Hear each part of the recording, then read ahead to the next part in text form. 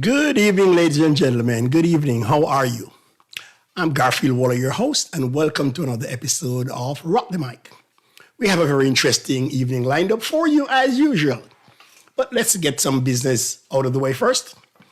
Guys, Saturday night, I know the time change has messed you up. It messed me up last week, but in order to give people in Jamaica some time to get home and get ready, they have that curfew, we decided to move it back an hour. So hence the 9 o'clock start. But guys, before we get into business, there are some people I'd like to give a shout out to. First, remember, there are other St. Mary people on the air, over the internet and on the airwaves. People like Mr. Leo Gilling, give him a listen to. People like Nicholas Taylor, who is doing that device initiative.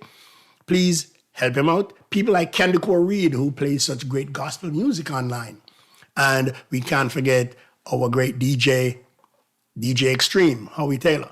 So please, guys, support them. Listen to their channel and support them. And also, remember Rose's Charitable, as she does a lot of work for the parish.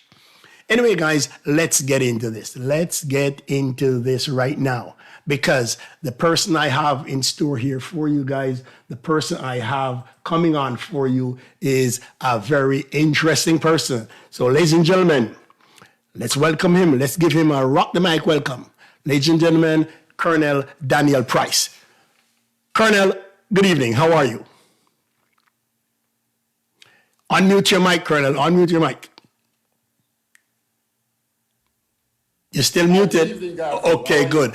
I don't know whether I should say good evening or I should snap a salute. I don't know which one.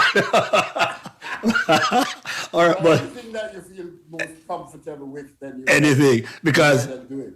I was a cadet at St. Mary High for 2 weeks. 2 weeks and then I quit. So, Colonel Pryce, how you doing, man? Well, I'm doing well, I'm getting older by the day. Oh, no. No, that little gray hair makes you look very distinguished, man. No, Garfield. I am not going gray. I am simply going platinum. You went platinum. All right. That's a good one. I never heard that one before. But Daniel, it's been years. I haven't seen you in years, man. Years. Well, you see, the military really took most of my adult life. In fact, it has. Mm-hmm. So perhaps when you are here, I'm there. I think the last time I saw you may have been at a funeral. Yeah. In Orocabessa. Right, the Henlins funeral, right? Mm-hmm. Yeah. Right, okay, yeah, man, that's a good while back. But Daniel, you have risen so far, so fast. You have risen so far, so fast. And trust me, when I tell you that St. Mary is proud of you. St. Mary High is proud of you. Bailey'sville is proud of you, man. So let's talk about that, Daniel. Let's go all the way back. Let's go back to your childhood. Can you tell us a bit about how you grew up, the family you were in, how they nurtured you? Go ahead. Right.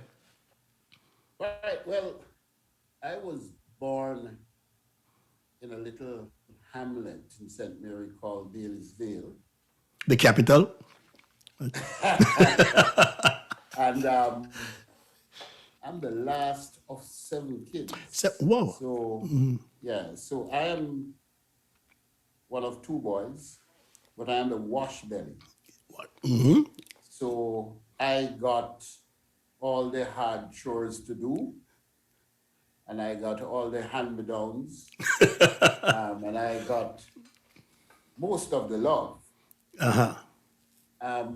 I grew up in a family that was full of love, and we anchored our principles of life on the principles of the Bible, and we ordered our lives according to the dictates of Christian principles. Yeah, I remember watching your family going to gospel hall, man. I remember. Gary, every Sunday, Yep. we had to go to Sunday school. And, it was always competitive because at the end of the year we would have like a concert, and then you'll have the Sunday school um, prize giving. And one of the prizes that we would strive for is to have 100% attendance, Attendance, okay. and also to know the golden text. Yeah, yep, remember that? So because of that, I tend to be able to recite a couple of scriptures, which comes from the golden text. And one that has always stuck in my mind, in all your ways acknowledge him, And he shall direct that path. You know, Derek, Daniel, sorry. Keep calling it Derek because Derek was my close friend, your brother. Listen, we can't talk about your childhood unless we talk about your dad. Unless we talk about your dad. Can you tell us a bit about the influence your dad had on you? Your mom was a bit very quiet, but your dad was that one who was always out there. Talk a little bit about your dad, Derek. Daniel. he is a role model of mine. During my life, and I still do. There's nothing that I do that I don't seek his blessing or ask his opinion on any matter. Because this man was a giant of a man. Yep. He practiced what he preached. He was a strict disciplinarian. Yep. When we had holidays, and we would be on the street, kids playing. Yeah. We always have our ears attuned to the sound of his car. What was it? Was it a Cortina or something? A Cortina. Right, I remember the car. Once you heard that car coming, you move towards getting inside your yard. Yep. Because you can't be on the street. You can't be on the You can't be outside without shoes. You can't wear a torn garment of any sort. Any sort. Right? So he was a strict disciplinarian. Timings, there are many times when I've seen him, he left my mother because she was late. So when you're going to church and he says, okay, we're leaving at 8:45 or whatever the time is, you had better be there. You better be there. But he also was a man who would sacrifice for the welfare and well-being of his family. The man was a provider. He was the priest of his household. But let me tell you something too.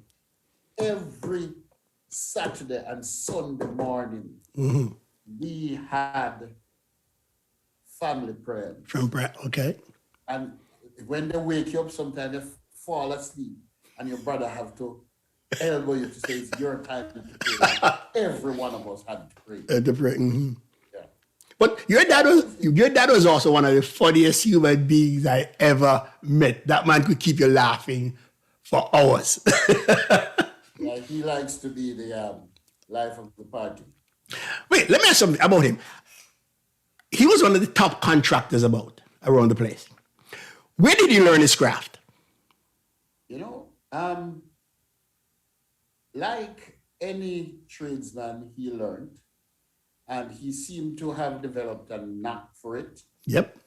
And so he with his sort of principle and work ethics, he quickly rose in his reputation. Right. And he has built quite a number of structures Yep. in and around St. Mary. I think he was the one who built Continuation High School, a wing of it. That's one thing I can remember. There are several buildings and houses that he would have built. That he erected. The Gurdon's house in Bailey'sville, the Gurdon's house in Trinity, a couple of houses next door to where Miss Bays, he built that as well. Right. And several other houses he would have built. Yeah, a lot. So Daniel, schooling. Let's hear about your early schooling. Where did you go to primary school? No man, you can't talk about primary school Really? only Infant In school. Bailey'sville, Yes. there's a school It was just that is at the end of Grace Grace. Street. Yeah. They have now renamed it and given it a nice name, the Joyce Eccleston. Eccleston Basic School. Well, when I was going there, it was Miss Connie School, Oh, right? it's So good. Miss Connie was my teacher, and she gave me the foundation for my education. I left from there and I went to Port Mary Primary School. Name me some of your best teachers at Port Mary Primary now. Well, that man, Miss Dwyer, Dwyer. Buckley, Miss Daisy Morgan, Oh gosh. The immortal.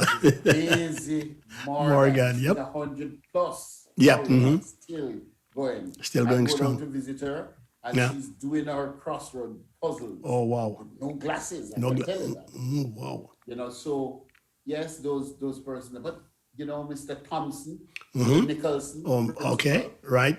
right? You know, so that's where we went. That's my formative years, and then I did common entrance and went to St. Mary High School. St. Mary High. Black School, St. Mary High School. It's not just a school; it's an institution. Yep. It's a colossal in the parish of St. Mary. It has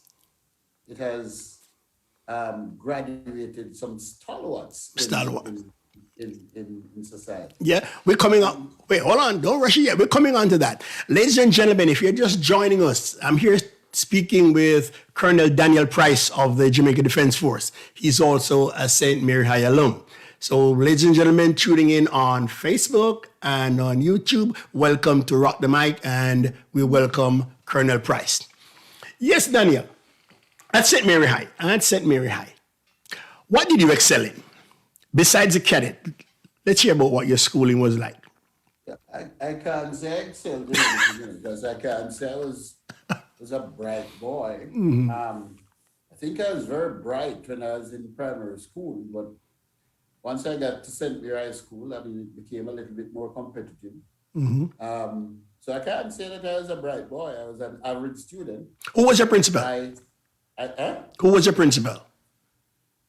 I have been through Mr. Cargill, Mr. Hamilton, and Mr.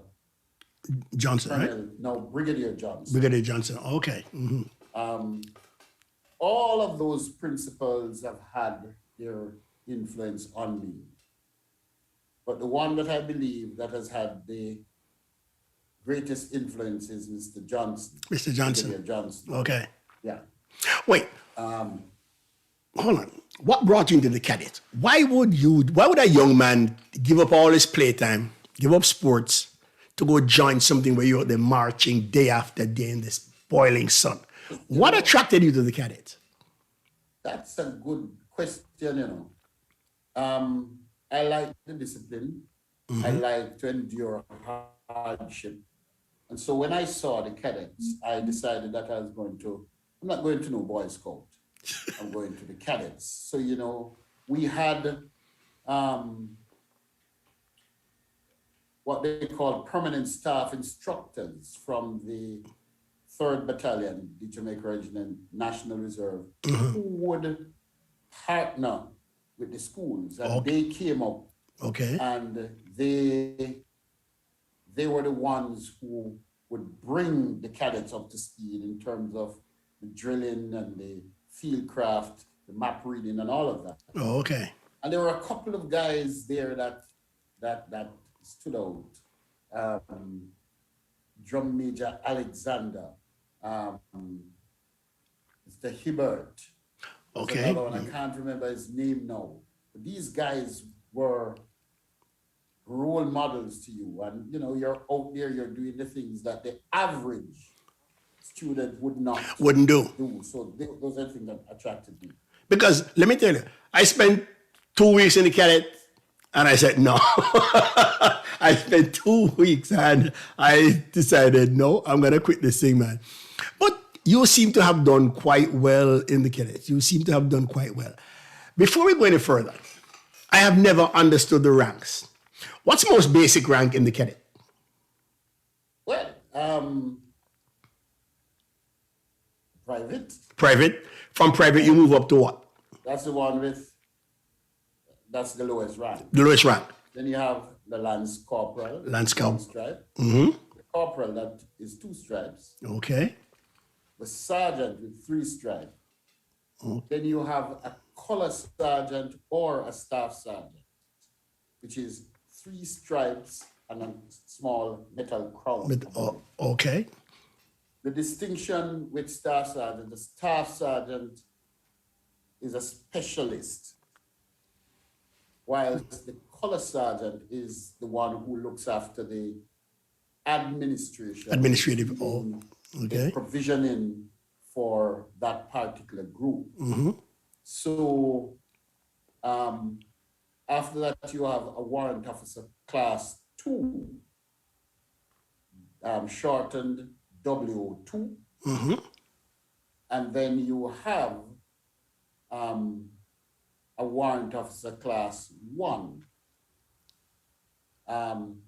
The warrant officer class 2 and class 1, they're shortened and called sergeant major. Oh, okay. All right. Right. But the W1 is normally the regimental sergeant major. Regimental, okay. That would be the highest rank in the category that we call the other ranks. Okay. I've never understood it. So in the cadets and in the military, you have 2 broad categories. You have the other ranks, as we call it, and then you have the commissioned officers. So the W1, warrant officer class 1, Mm-hmm. is the highest rank among the other ranks. The other rank, okay. After that, now you'd have the officers or the commissioned officers. Okay. Mm-hmm. At the basic, you'd have a second lieutenant. Stop. Yeah. Every time I talk to my American friends, this word causes a big problem. Because, here they pronounce it lieutenant. I was just about to say that. And ever since I was a kid, I wonder, where the heck do they get the F from? But then it's the Queen's English, so. It's the British. Mm-hmm. It's the British that pronounces it lieutenant. Lieutenant, right. Mm-hmm. Right. I don't understand it. I still can't understand why PHIAL is vile. Yeah, that's one of the peculiarities, man. Mm-hmm. Yeah, so you'll have the second lieutenant, Mm-hmm. lieutenant. The second lieutenant is 1 pip, Mm-hmm. little diamond looking insignia. Uh-huh. 2 of those, you become a lieutenant. 3 of those, you become a captain. Okay. Okay? The second lieutenant and lieutenant are referred to as subalterns. And sometimes they may even regard captain as subaltern. But generally speaking, it would be the second lieutenant and the lieutenant. Okay. Mm-hmm. After the captain, you have a major who wears a crown on his shoulder. And then you have the lieutenant colonel, the colonel. Mm-hmm. And for up to about 3 years ago, within the Jamaican context, you'd leave from a colonel to go to a major general. A major general, okay. Now, because of the restructuring of the military, you have a brigadier in between. Now, a brigadier would wear a crown and 3 pips, whilst the major general would wear a cross sword Okay. on the scabbard. Oh, okay. Mm-hmm. Since the restructuring, we've had a lieutenant general, and that only came about 3 years ago. 3 years ago, okay. And that is the highest rank that we'd have in the JDF. In the JDF. All right. At what time at St. Mary High did you decide to go from cadet? You wanted to make the military a part of your life. At what time of school did you decide on that? Well, let me tell you something. Mm-hmm. This is why I tell you that Mr. Johnson would have been the principal with the greatest influence on my life. Uh-huh. At the end of, as soon as I got my results, he called me and he congratulated me. A man from Canada tell me he was there too. Yeah. And he said, so what are you going to do now? I said, well, you know, I contemplated going to, it was then cast. Mm-hmm. And he said, what about the military? I said, you know, that's it, the military. And right there and then, Garfield took up the phone and he called the headquarters. What? He called an ex-St. Mary High School student. Wow. Dave Anderson. Oh, Brocky. And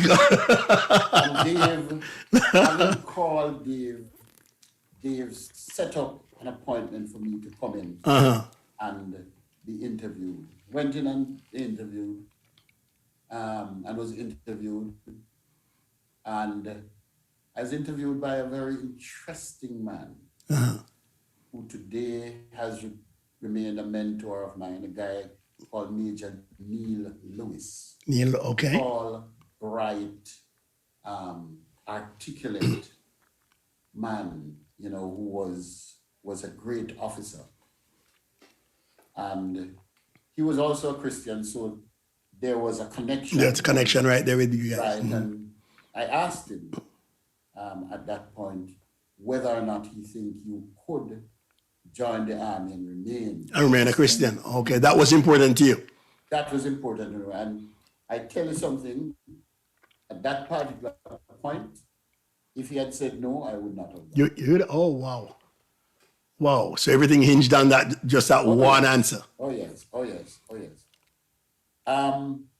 Garfield, when I went to do the selection, it was all ordained by God.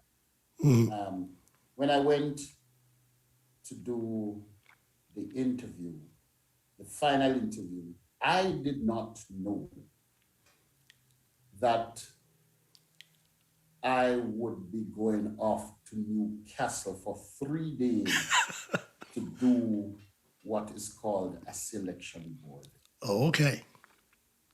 So you go up there in Newcastle for 3 days, and you go through a battery of tests and evaluation. Okay. It's not physical, it's just academic, mental? Physical, okay. Academic, and mental. Okay. So I went there. In fact, after I did the initial interview, I came back to St. Mary. I didn't know that they had given out some instructions as to what to take. Oh my God. Come back. I just knew that I should come back on a particular day. I can see this coming now. When I turned up empty-handed, no clothes, nothing. But for that time, for us to get to Kingston, to get there for 8 o'clock, you'd have to get up from 4 or 3:30. Yep. Mm-hmm. I got up at 3:30, having made arrangement with Dougal. Yep. But Dougal was the first man out from Port Murray.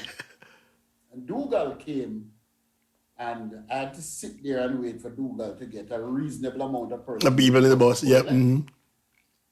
So, I mean, eventually he left. And then this was where my first challenge was. I don't know Kingston. Oh my God. I was just told that you will know that you're in Crossroad once you see that train box on the theater. Oh my God. When I got in the bus, you know, I asked the guys, can tell me when I reach Crossroads. Mm-hmm. So I got to have a try, I got a little antsy. Later realized that I was at halfway tree and not crossroads. Mm-hmm. And the guy said, no, you don't reach crossroads yet. When they ejected me from the bus in crossroads, that is where the hotter claps. Other claps. I didn't know how to get to. Oh my God, this is So I funny. navigated my way. I mean, I swallowed my pride and asked a couple of questions. Mm-hmm. And by the time I got to the headquarters, they had started the process. There are two ladies whom I will never forget. Dempster, three, Miss Dempster, Miss Denny, and Miss Brown. Mm-hmm. They were the civilians that worked the whole selection board. And they called me and they said, Mr. Pryce, how come you just come in? They remembered my name. And I said, the other people are gone. What do you mean gone? As they said that, here comes Major Lewis walking down. Major Lewis said, Mr. Pryce, are you just coming? I said, yes, sir. I explained to him the bus situation. He said, Miss Dempster, Miss Brown, ensure that Mr. Pryce catches up with the other guys and goes through the process. 18 of us were there that day. Wow. 18 of us did that selection board. I was the only person who passed that selection board clear cut. There was one guy. Wow, that's good. They had some little doubts about. Uh-huh. That guy is my best friend. Jeez. Didn't know him until that selection. Until that day. Mm-hmm. So of the 18 persons who went, only 2 persons passed the selection. Credit to you, St. Mary High and Portmore Primary, man. Gary, it was hell here on earth. So wait, what did your family think? Huh? What did your family think about your decision? No, man, they're right behind me, man. They were okay, good, okay. They're right behind me. And the rest is history. Mm-hmm. Went up to Newcastle. My mother, during recruit training, my mother was having some serious withdrawal symptoms. her baby's gone. The first time in my life that I was leaving okay. my home for an extended period of time. And they had to take her up there to see me. Uh-huh. Yes, man. When she come up, man, the rice and peas and the pudding and the drops, almond drops and the drops. Everything come for you, Juice and whatever. Let me tell you, man. I had so many friends in the intake after that. After that, St. Mary food come, eh? Yeah. So Daniel, from your basic training, I hear that as a young JDF guy, you had to go to Grenada. Can you tell us about that? What was that all about? All right. Having finished Newcastle, I went off to the UK. UK, okay. I did about just under a year in training there. I did 2 courses, the basic officer training and the regular careers course. The latter course was more academic. Uh-huh. And then I came back to Jamaica. Uh-huh. When I came back to Jamaica, like the diligent young officer, having gotten some leave, like about 2 weeks leave, I went into camp to make my preparation to find my room, set up my room, set up my account and all that. I am in the the bank, and the phone rang, and they said, "Who is Second Lieutenant Pryce?" I said, "I am the person." They said, "The call is for you." Captain Horace Burrell. Captain Horace Burrell. Yep.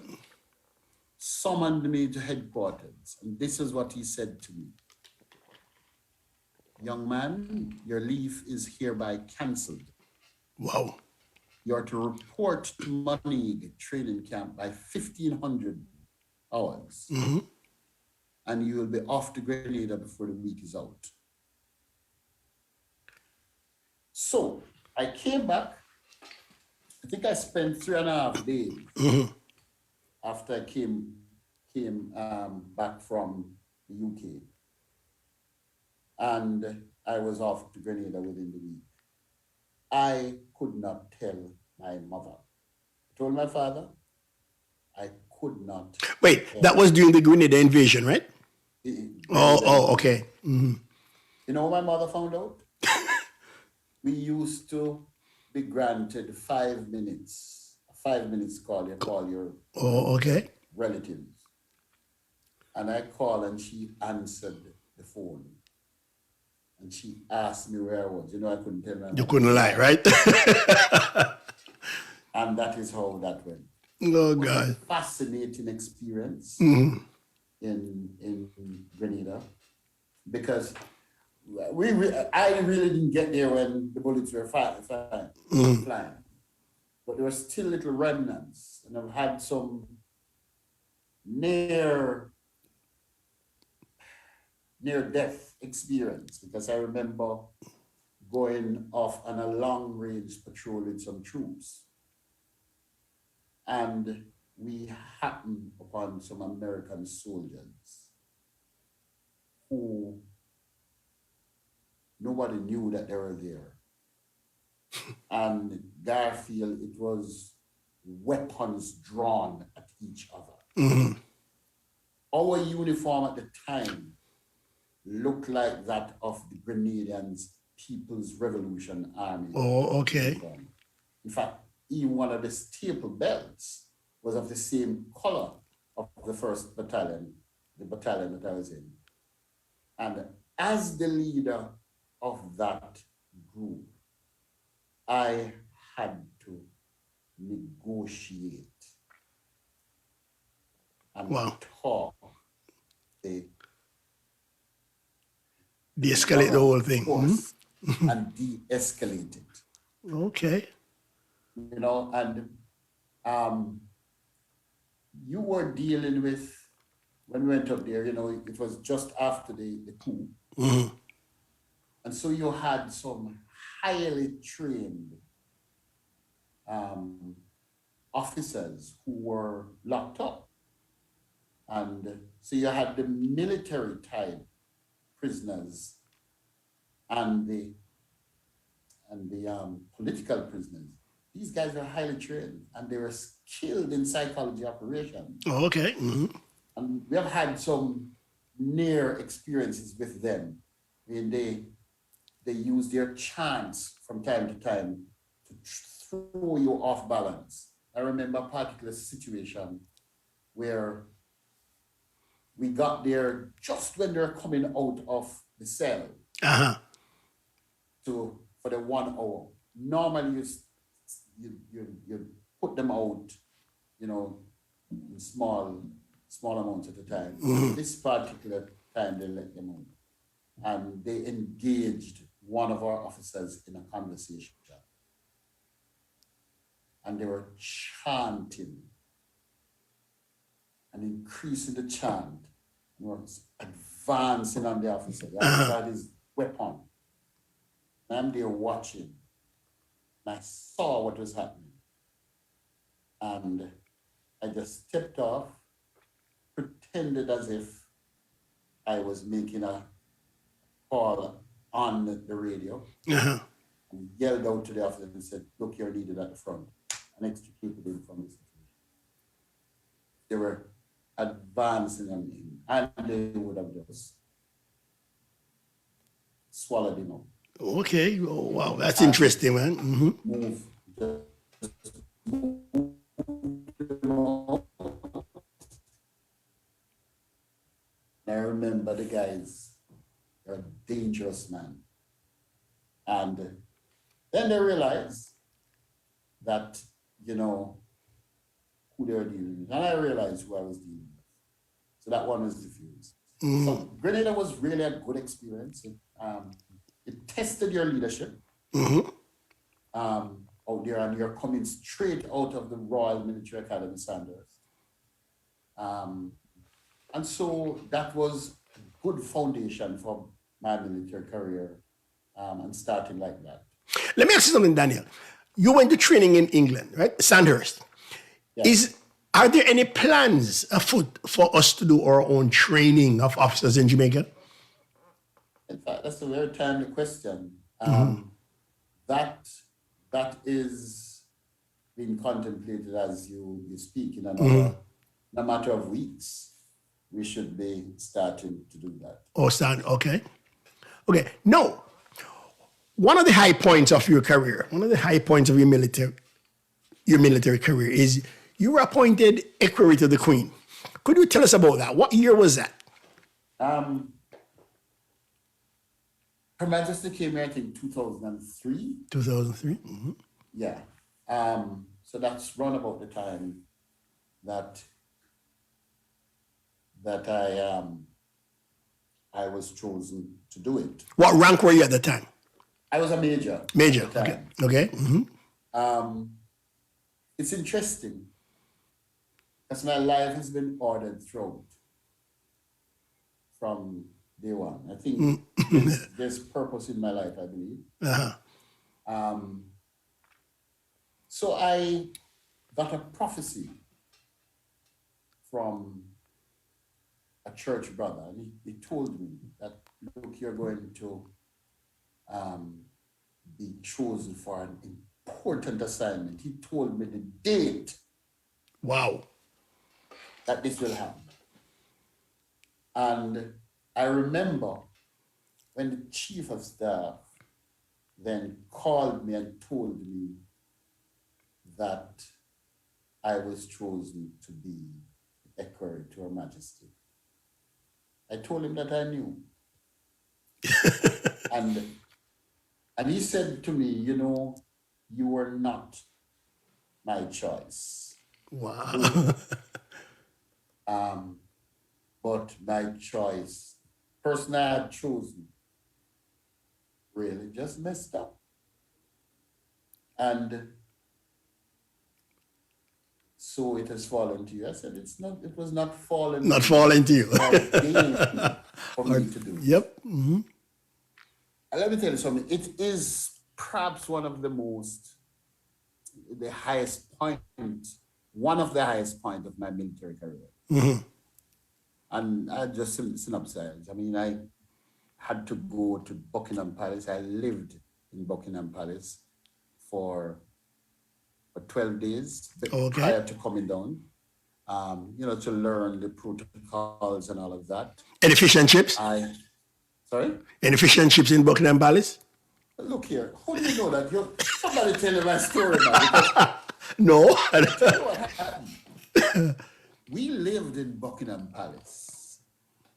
There are two of us. There's a female officer from New Zealand. She was there at the time, and we both came there to learn. Uh-huh. Now, there's pretty much three categories of persons in the palace. You have the royal family. Mm-hmm. You have members of the household, and you have members of staff. As the equerry, you were deemed to be member of the household. Okay. So I lived there. I had what is called a footman. And Gary, this guy does everything for you. In the mornings, he came and he held I put on my shirt, Uh-huh. put on my tie, and he would fix my tie. Wow. And then he would hold my jacket, and all I had to do was Put your arms on. And then he'd fix me. He'd press my shirt, he'd clean my shoes, he'll ask of me what I want for breakfast, and he carries it there in my room. Wow. But that was not good enough. I had to go out and get my fish and chips. So between myself and the other officer from New Zealand, we used the back entrance. and we'll slip out and go and have our fish and Fish and chips chips. and come back in. But it is an absolutely majestic experience. Experience. Mm-hmm. I witnessed when Rudy Giuliani came to be knighted. Um, I saw that. I had to watch that. If perchance somebody would have been knighted on our visit, I would have to do it. And it is such a slick and Yeah. choreographed Still operation. Yeah. Mm-hmm. operation. There, when you go into like the throne room, that's where Her Majesty was crowned. There was just a feeling of majesty. History. There, you know, it was scarlet red. It's amazing to see. When you look on these guys preparing like for a royal dinner, they go on top of the table and they dress every single piece of utensil and crockery to ensure that it is in line and all of that. The detail, the attention to detail. But you know what was also impactful? How excellent a conversationalist Her Majesty is. Oh, okay. She is an fantastic memory. So, so there it is. You spend the 12 days and then you're coming to Jamaica. Oh, okay. Mm-hmm. I was the fourth man out of that charter. I can't explain sufficiently the feeling of pride. I talk about it now and I You have goosebumps.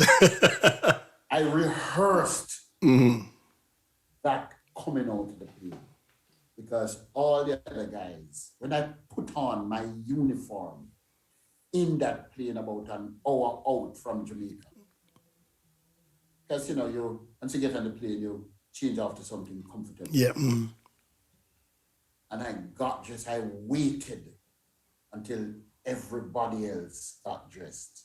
And when I put on my uniform and they saw it for the first time, it was like a light in the darkened world. Mm-hmm. When I came out of the landing of that plane behind Her Majesty and the Duke of Edinburgh, it was perhaps the highest point of my I feel like. career. Mm-hmm.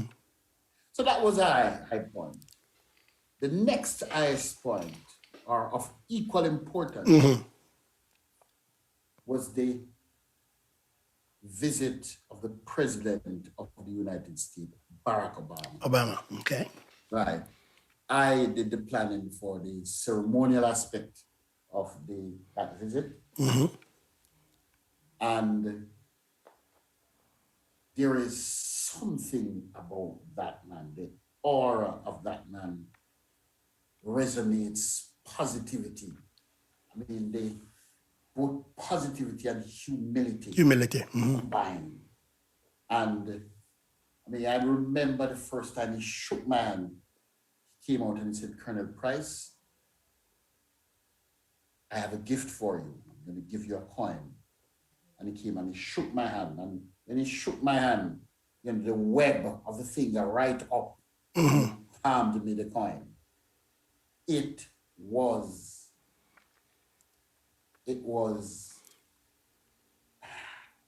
like an enabling experience that you had. It's like virtue from the man.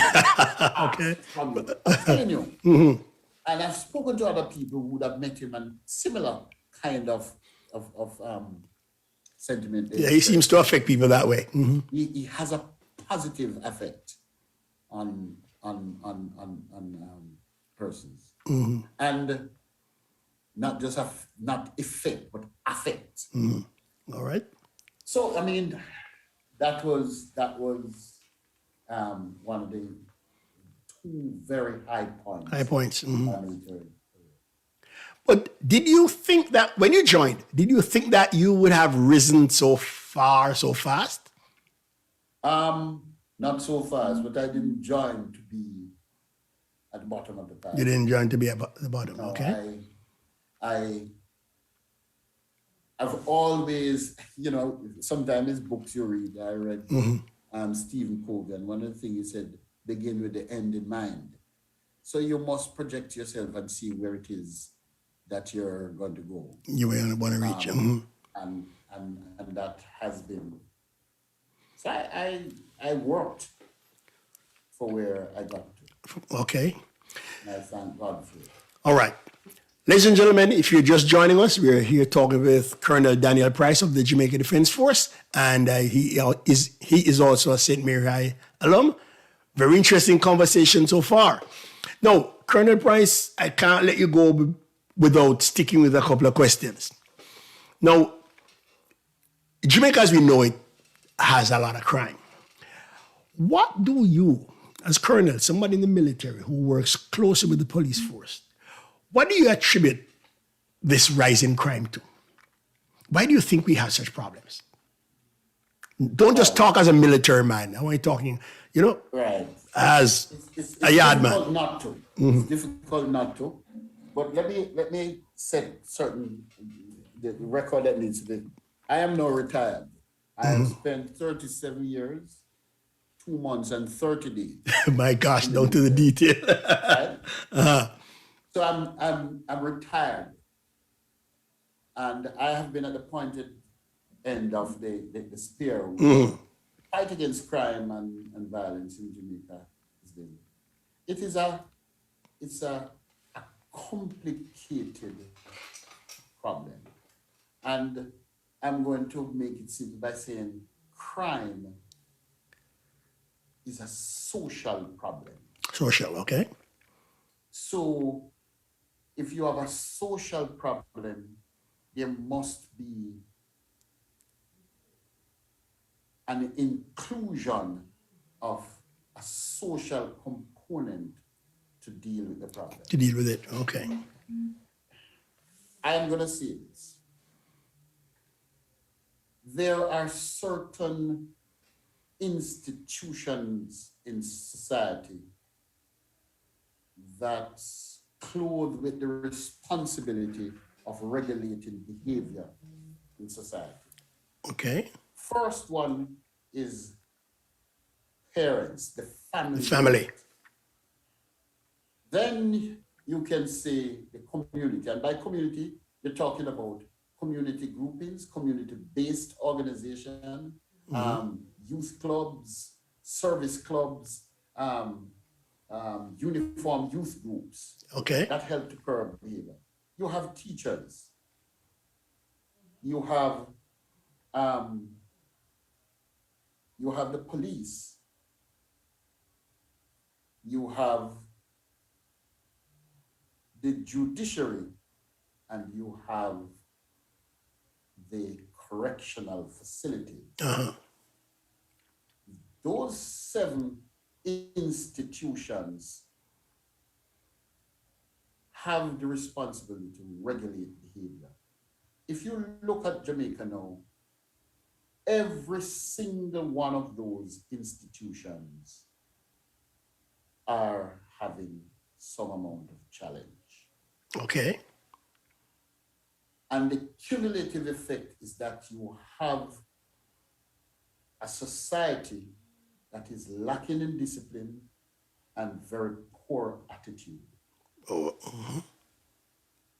There are also several cases of lack of opportunities for persons. Sure. Okay. You have a number of persons having kids for which they have not been prepared. So that now feeds into the poor parenting. True. You have corruption at all levels. And without corruption, you can't have crime thriving. corruption is the ecosystem for crime. For crime.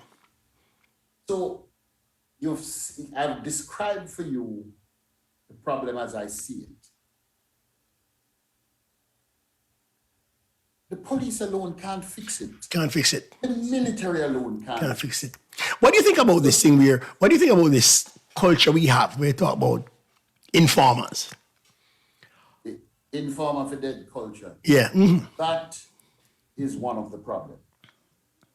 Because criminals over time, and it's not a lot of criminals in Jamaica compared to the majority of persons, but they have succeeded in driving fear in persons. Okay. Mm-hmm.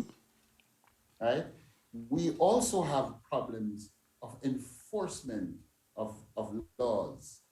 And right now, one of the problems with our judiciary or legal and court system is that it has been overwhelmed with the number of cases that there are. Do you think, Daniel, do you think that the days of community policing will ever come back? You remember when your community had a cop who you knew, who knew you, who you respected. Do you think those days will ever come back? It can. Mm-hmm. Can. But one of the problems with our enforcement agencies is that they have to recruit from the same society. True. That is so true. Mm-hmm. And these young persons have a particular mindset. I tell you something, I have seen where something is for free and people go and pay for it. It is free. Oh my God. I have seen situations where there is free entry into an event and people jump the fence. People jump. Right? I see that at stadium several times. We have a problem with values and attitude in Jamaica. Mm-hmm. So what is the response? It has to be multifaceted. You have to fix the social problem. Mm-hmm. You have to create the opportunities, right? And a lot of persons think that when we're doing social type intervention, the only thing they can think about is sports. Sports is just one of the tool in the toolbox. One spoke in the wheel. Mm-hmm. Right? I give you two things. When a person learns an instrument, to play an instrument, it requires time and discipline. Diligence. And if he is to master that, he's going to have to spend time. If he's spending time on the instrument, it's less time to be influenced negatively. Mm-hmm. The same thing goes for things like art. These things can be used.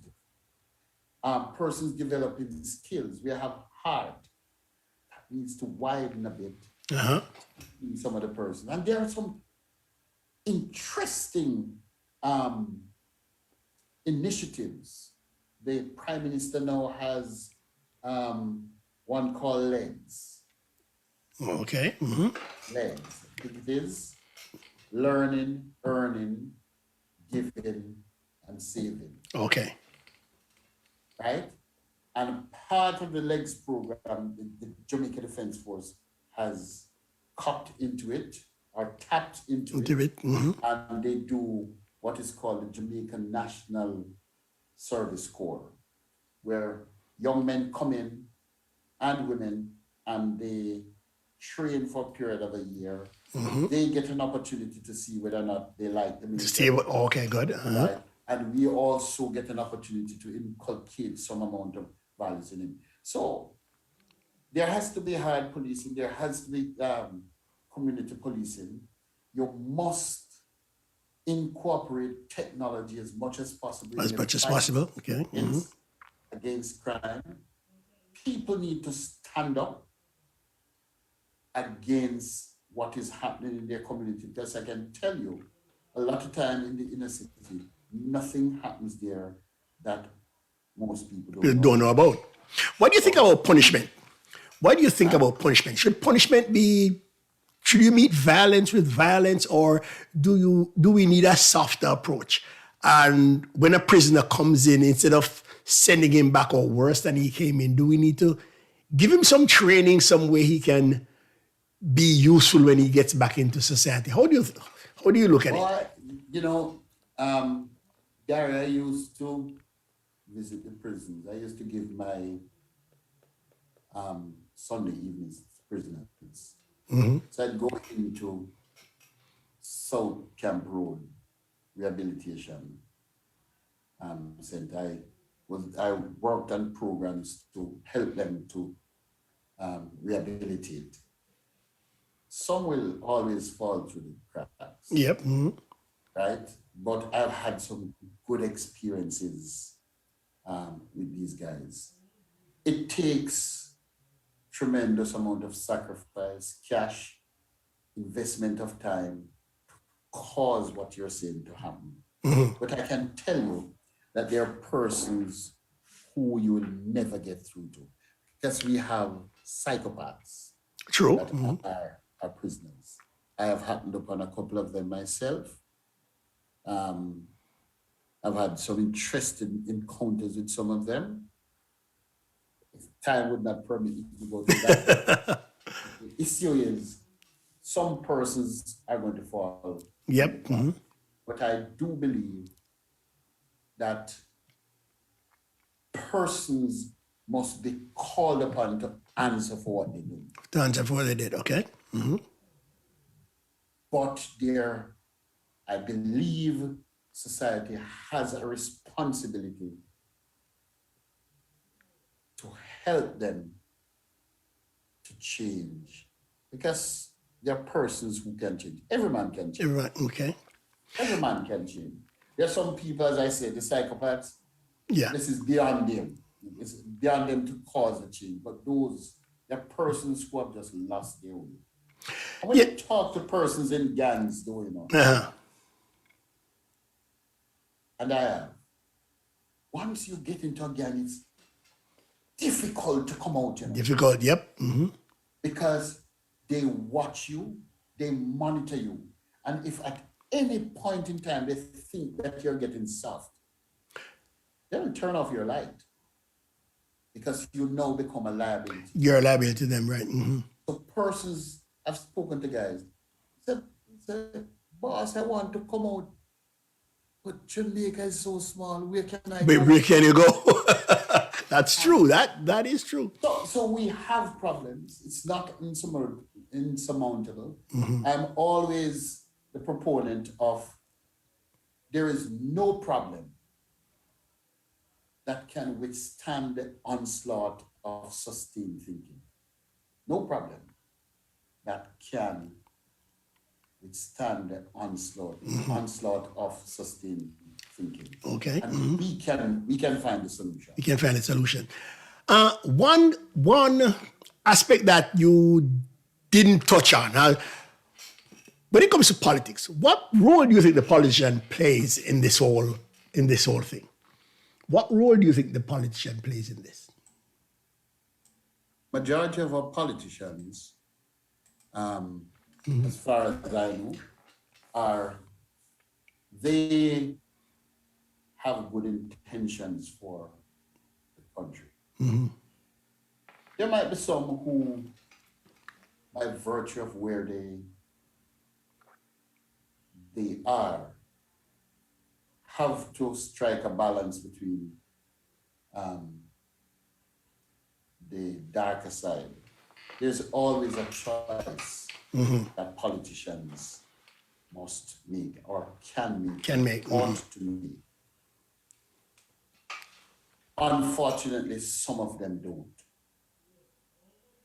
And that sometimes become a problem in the fight against crime. Crime, okay. The moment you ruffle your integrity is the moment you will lose. your influence. Okay, that's what you mean. I see what So, you mean. so it's hard to tell a politician to remove politics from The equation. certain things because politics is what they do. It is for the professionals to act professionally and don't get involved with politics. Politicians must be politicians. Professionals must be professionals. Do you think if we didn't have this collusion of politicians, we would have these garrison towns, these garrison districts? I don't think it's the politicians that have done that. It is corruption, Corruption. I believe, that would have spawned this kind of.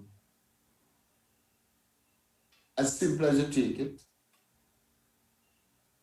influence of a don in any area comes from guns and money. Once you have those two, you can wield some amount of clout, control over it. You cannot, we don't make guns here. Right? They have to come from somewhere. Somewhere else. Every port of entry has an government officer charged with the responsibility of taking control of that. All the importations, right? Good. The only way it can come there is if there is The corruption corruption. or there is the lack of diligence in your job. You might take a call. No, I can't take it. All right. Talking about calls, I am gonna put a phone number up and see if our friend from Canada, you're a good friend. If you would, I don't know if you would mind taking a call or two. I don't mind. You don't mind? Let's see if he'll call in. Guys, I have a number on the screen there. Let's hope it works. You can call in 407-479-8517. Let's see if you want to give a shout out to Colonel Pryce or ask him a question. Bear in mind, the questions cannot be too deep into security or military operations. But if you went to school with Colonel Pryce, you want to say hello? Come on, this is your chance. This is your chance. This is your chance. This is your chance. You want to say hello to Colonel Pryce? Come on, man. Let's give a call right here. Anybody? Yeah, so Daniel, in retirement, how are you managing, man? No, you can't. I mean, I've retired from the military. I can't stay retired very long. When you see, Gary, coming to the military, it has exposed you to service at a very high level and a sacrificial level. Because one of the greatest honor is for a man to put his life on the line for his fellow man. The profession of is one such way of doing it. And this is why I have so much respect for persons in the military, the police force, fire service, and frontline operations like those nurses, doctors, where you put your life on the line. But with the police and the soldier, I tell you something, this is a daily occurrence. And this is the awesome weight of responsibility that comes on like a military officer or an NCO. When you take Mass Storm's son from Stratbogie, Westmoreland, Gray Street in Dailysville. And Master sacrificed his son, give his son to you and say, train him, make a man out of him. When you have that responsibility to take him out and expose him to danger, okay. you better ensure that he's trained properly, that he's equipped properly, and that he knows exactly how to conduct himself. When he's out there. So it's a very weighty responsibility. Wow. Wait, how did your family feel when you had to go out day after day and face danger? How does it impact the family? You see, you don't tell them. What do you mean you don't tell them? Tell them. So when you leave the military, you really don't take the military home with you. With you, okay. And discuss. Yes, if you have to go, yes, you'll tell them. And again, I lift my cap to women or men who are married to members of the military or the police force, because it takes an unusual human being to take on a responsibility like that. Wait, as a retired... Somebody wants to talk to me? Yeah, I don't know what somebody... I see I have 4 missed calls. I don't know what the problem is, why I'm missing these calls. Guys, if anybody wants to say hello to Colonel Pryce, 407-479-8517. Try again, guys. I see where some calls have gone missing. I don't know what the problem is. Hold on there. Hold on. Hello, good evening. Good evening. Rock the mic, sir. Can I help you? Yes, this is Orly Powell. Are you hearing that, Mr. Pryce? No, it's very low. He said you're very low. I'm very low? Yeah. You can hear me now? You're not hearing him, Mr. Pryce? No, I'm not. Oh my God. You may have to do a translation for me. Just saying that it's Orly Powell. It's Orly Powell. Robin Powell. From Port Maria. The Powell dry foot boy. Yeah, it's for a dry foot boy. No. Oh, God. Oh, man, it's good to see him. And it was a pleasure working with him in the JDF. Yes, Daniel, he says it was a pleasure working with you in the JDF, man. He says it was a pleasure. Yeah, he was my mentor. Oh, wow. Daniel, he says you were his mentor. The man is making and also my commanding officer. Oh, in making you seem old. Oh, well, listen, man. Orly, you were in the military also, right? Yes. And Lieutenant Colonel. Okay. Yes, also. Okay, right, wow. Right. Wait, but Orly, St. Mary has produced a lot of officers, right? Yes, a number of them. Colonel Marshall, myself, Colonel Pryce, Ricky Tyndale, Dave Anderson, Bimbo Rodriguez. There's a whole lot of us, man. A whole lot of us. Anyway, man, listen, man. Orly, thanks for calling in. I'm sorry he can't really hear you. Yeah? I know. Don't tell him hi for me. All right. All the best. Good. Okay. Colonel Pryce, Orly says all the best to you, sir, in your retirement. All the best to you. Tell him to stay COVID-free. And Orly says stay COVID-free. All right. Thank you. All right. Have Okay. a good night. Okay, buddy. Okay. Wait, Colonel Pryce, you guys have lockdowns here right now, right? Yeah, man. I've been locked down since 12 o'clock. How is the public taking that? What's the public's response in general? Generally, they understand. They understand. Understand that there's a need to slow down the spread of this virus. There are some unruly ones who want to be much rather be out now partying. But wait, hold on, another call coming in here. Hold on, let's see. Hello. Hello, Mr. Waller. Good evening. Good evening. I don't know why Colonel Pryce can't hear the call. I don't know what's wrong here. Yes, who is this calling, man?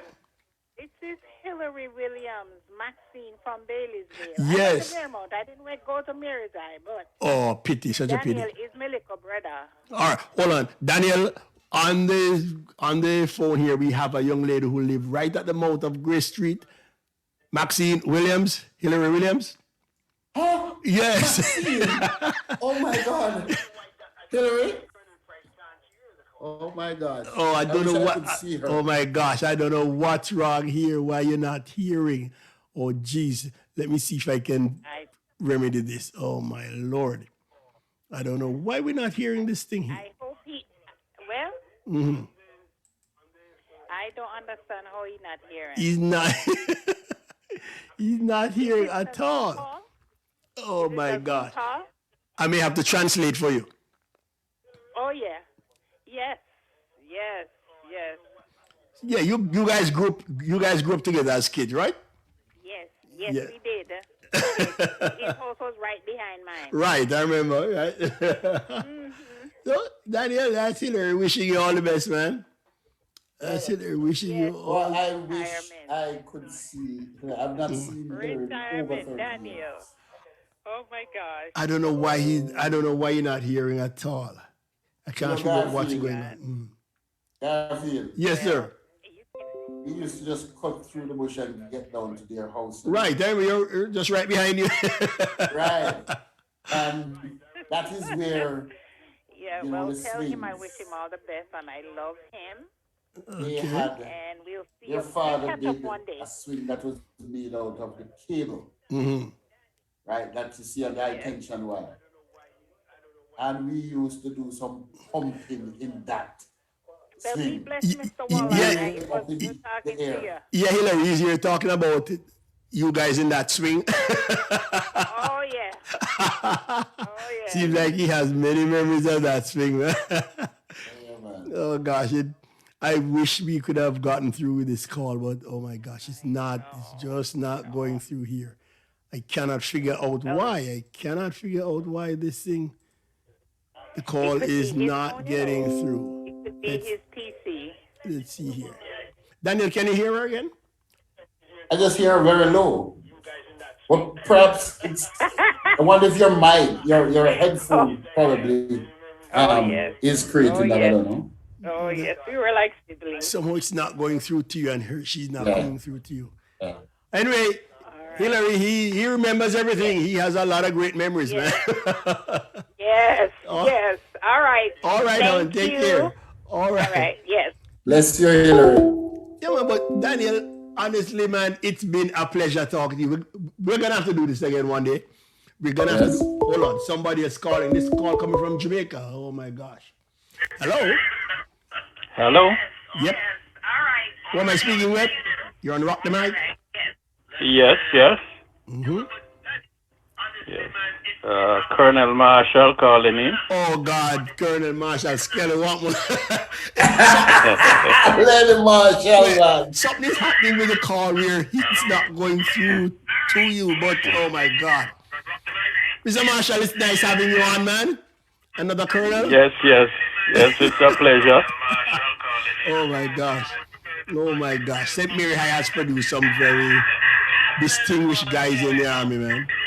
Your Lady Marshall used to be our boss, you know. Huh? You used to be a boss? Yeah, I'm just I logging took in over from him. and wishing Danny all the best. Yep, you wish you all the best. Good, good. Thank you, man. Daniel, he's wishing you all the best, man. And the very same to you, Lenny. Wait, Lenny, when you were at Mirza, Yes. were you the cadet? Yes, yes, I was in the cadet for about 2 years. See, I can't remember seeing you in the cadet at all. I can't remember. Oh my God. The only guys I can remember were like Atterbury and those, you know? Atterbury. Yes, and yes, those yes. guys. I wasn't an upfront cadet, but I was in the cadet. The big N60. Yes, sir. Come on, Skelly, I'm sorry the call can't go through to him. I don't know why. I can't figure it out. But glad to hear you, man. And by the way, thanks for the spikes the other day. Yeah, man, Thank you very I much, man. always, this is about 6 years I've done it every year. Oh, wow, okay. Yeah, man, keep it up, man. We appreciate it. We appreciate it, man. Anyway, we're going to let you go now because we're at the time when we have to end, you know, we're over. Yeah, man. And thanks for listening. And we are like the forerunners of the persons in the JDF. We realize that, man. You guys have done yeoman service in the JDF. I never realized there were so many of you guys. Yes, and we attained some high ranks. Mm-hmm, right. Mm-hmm. Yeah, man. Thank you, Skelly. Thanks for calling in, man.